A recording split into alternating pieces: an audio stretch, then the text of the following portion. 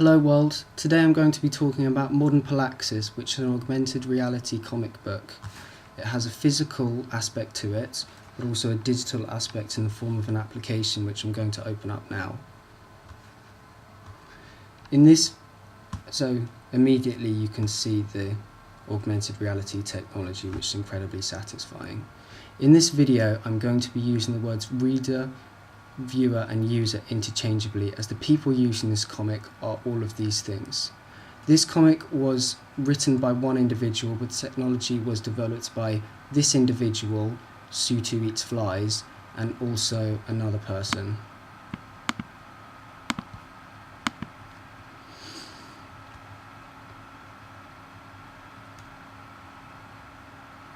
The augmented reality overlay gives another layer to the story, not just digitally, but it gives the opportunity for more storytelling techniques.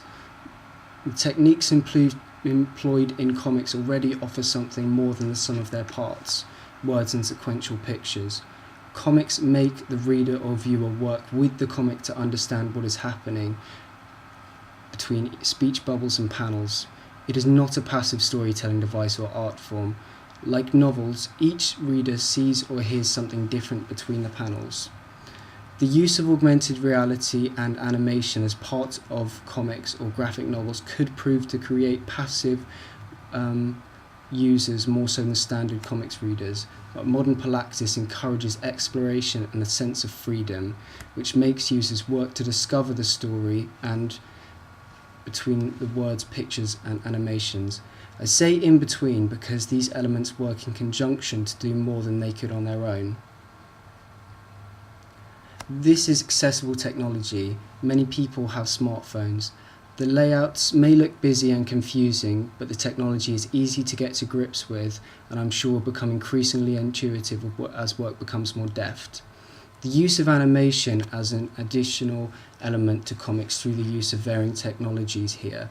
AR has been used, but parallax web design and phone tilt are also being used for interactively responsive animation in comics and are accessible. They are readily available to many users and are easy to use. I think what is holding comics back from becoming a more mainstream storytelling device, regarded at the same prestige as others like novels, is not comics' possibly negative connotations of being esoteric, just about overly sexualized superheroes, or that they are something just for kids. People are smart and discerning. They want something accessible. Comics may have lacked accessibility in the past because they are not widely taught from a young age. Just like reading words, reading comics is learned, and the more you understand the devices being used by a prose writer, similes, metaphors and foreboding, the more you understand from a story. Similarly, the more you understand about comics, the more you understand about the story through use of the tropes, memes and conventions, speech bubbles, panels and so on. The use of AR and/or animation makes it easier to understand how to read comics, so may contribute to making them more mainstream and held in higher prestige. The use of AR and animation hasn't been bolted onto this comic or added crudely without thought.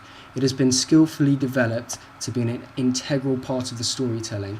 It quickly gives the reader an insight into the way the main character thinks and creates an immersive world.